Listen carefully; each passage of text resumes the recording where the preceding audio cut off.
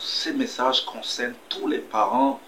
Oui, si tu es un parent, ce message est de la plus haute importance pour toi. Tu as un rôle à jouer, un rôle important à jouer pour l'avenir éternel de ton enfant, pour son salut. Sinon, tu seras maudit un jour par cet enfant. Si tu négliges le côté justement éternel, spirituel, parce que les parents font tout pour subvenir aux besoins matériels de leurs enfants, ils se battent pour le nourrir, pour payer les frais scolaires, mais on oublie le plus souvent un côté important, c'est leur avenir éternel. Et c'est comme ça que, par négligence, ces enfants sont détruits parce qu'ils ont manqué d'encadrement spirituel pour se préparer à rencontrer le Seigneur. Donc, ce message interpelle tous les parents à faire un effort. Et donc ici, nous voyons le témoignage d'une jeune Colombienne à qui le Seigneur a fait visiter l'enfer, le paradis, et elle a vu des enfants en enfer, des enfants en enfer. Et donc, ça l'a étonné. Et donc, le Seigneur lui a expliqué les raisons pour lesquelles ces enfants sont ici, dans ce lieu de tourment. Donc, écoutons ces messages et surtout, vraiment, mettons le paquet à aussi assurer à ces enfants cette vie éternelle. Nous sortions de ce lieu et le Seigneur m'a dit, je vais te montrer d'autres choses.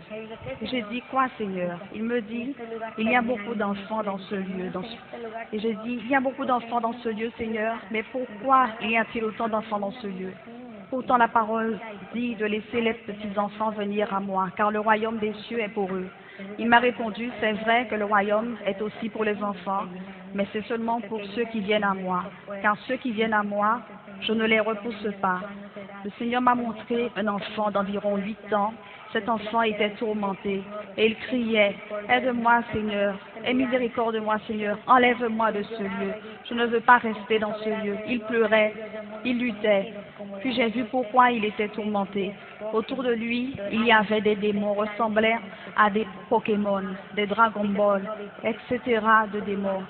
Et j'ai demandé, Seigneur, pourquoi est-il dans ce lieu? Il m'a montré à l'écran pourquoi l'enfant était là tourmenté.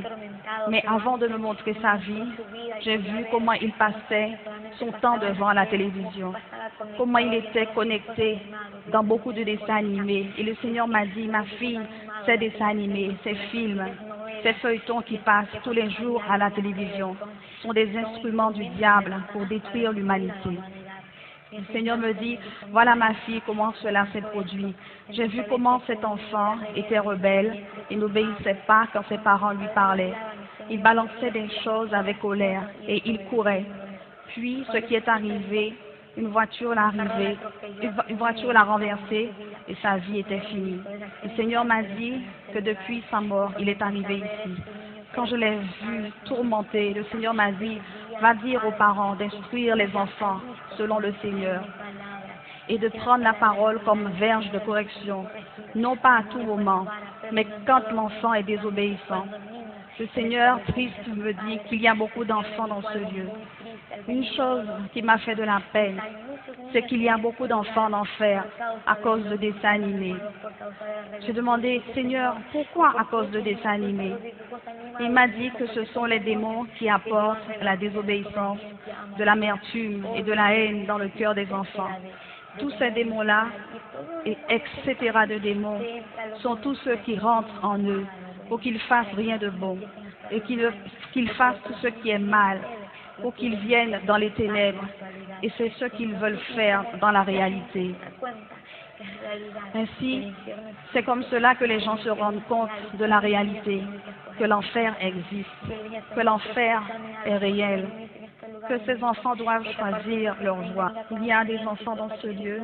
Il m'a dit, à partir du moment qu'ils ont la connaissance du bien et du mal, de l'enfer, ils ont le choix.